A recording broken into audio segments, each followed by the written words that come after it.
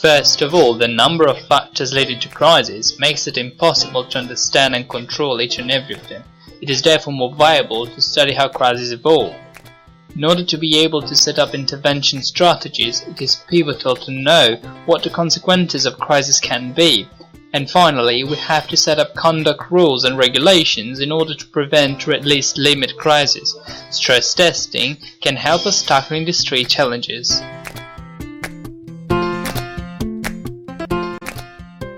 Financial market infrastructures are a multilateral system used for the purposes of recording, clearing and settling payments or securities, derivatives or other financial transactions. The most important FMIs in Mexico are CEC, which is used to provide liquidity to financial systems, SPEI, which is used by participants to send payments among themselves, and DELI, which is used to settle security transactions. Banco de Mexico has always had a leading role in research about FMIs, and so far it has completed the analysis of the network structures exhibited by SPEI and DELI and the study of the liquidity flows in SPEI. My project represents a further step in understanding the functioning of SPEI.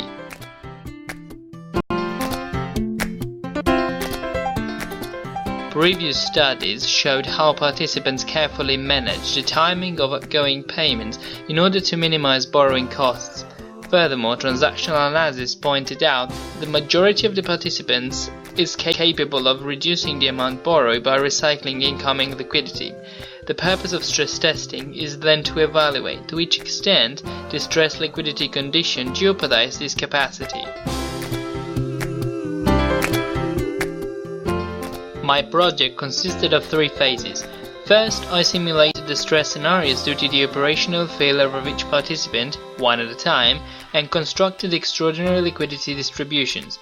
Then I studied how the time of failure influenced the systemic impact of participants.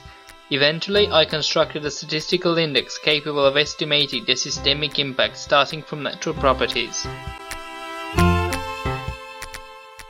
The model used for simulations relies on three hypotheses. First, shocks do not come from the system and hence they hit only one participant. Second, the hit participant do not recover during the rest of the working day. Third, other participants cannot react to the sudden lack of liquidity. And finally, since they can only borrow more, there is no limit to their access to liquidity. SPEI is a real-time gross settlement system, which means it settles the payment it receives in settlement cycles that take place every 6 seconds. The algorithm used to calculate ordinary liquidity takes advantage of this feature. In fact, it calculates the net position of every participant during each cycles, and then it evaluates if participants hold enough liquidity to perform the payments. If they cannot, it calculates how much they have to borrow. The cumulative sum of the funds borrowed is the ordinary liquidity level. To calculate the extraordinary liquidity, we first select the failing institution and the time of failure.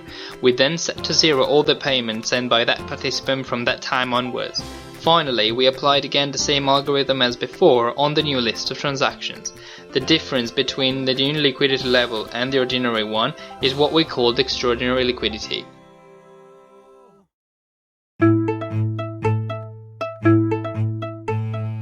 Once I performed the simulations, I constructed the systemic impact distributions. Since they all exhibited the same time decay, I fitted the distributions with an analytical function and drew the idea of accounting for the effect of the different times of failure on the systemic impact. Then I selected the most significant network properties and performed a linear regression of the systemic impact. Finally, I tested the constructed index by regressing it against the systemic impact. According to the connectedness, the network of SPEI can be divided into two regions, the core, where all the most interconnected institutions lie, and the periphery, which contains all the others. Since the core and periphery institutions show different borrowing behaviors, it makes sense to look at their results separately. This is what an extraordinary liquidity distributions look like. First, it shall be noticed that since for every scenario around 150 simulations, one for every day of transaction in my dataset, the results are presented in the form of histogram. In order to make results comparable, I normalized the extraordinary liquidity with the total amount of payments sent during the day under examination. Despite assuming that participants have an unlimited access to liquidity, we know that this assumption is hardly realistic. Then we decided to compare the distribution obtained with an estimate of the limit to liquidity provided by the monetary regulator deposit and to calculate the probability of the extraordinary liquidity being greater than such limit. we can see, core institutions show a good resilience to liquidity shocks. In fact, in the vast majority of cases, they are not affected at all by the failures, because even without reacting, they already hold enough liquidity to cope with the outages. Besides, when they do need more funds, this amount is limited and it unlikely exceeds the MRD. Given the non-reaction assumption, we decided to look also at shocks coming from counterparties only. As we expected, since the institutions in the core are almost completely interconnected, the filtering does not significantly change the results. The periphery shows a good resilience as well. Nevertheless, the distribution of the extraordinary liquidity is more skewed to the right. Additionally, since periphery institutions are less active, their MDR is lower and hence the probability of exceeding it is higher. If we look again at the counterpart's failure, we see that periphery is much more sensitive and the difference between the two distributions is significant. In SPEI, we have both banks and non-bank financial institutions. While previous histograms show the effects on banks, the following ones show the impact of shocks on non-bank financial institutions.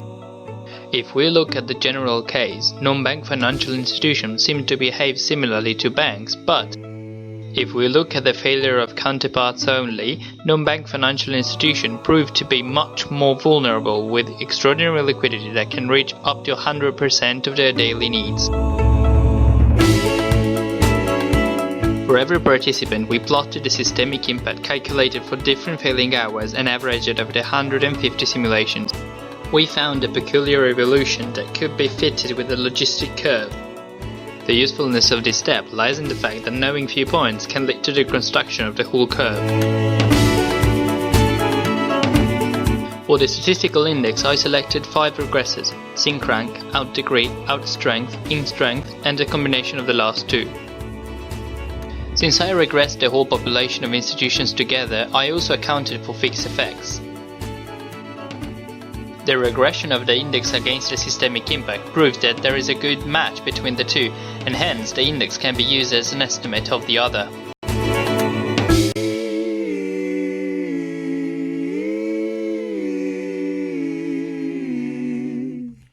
Oh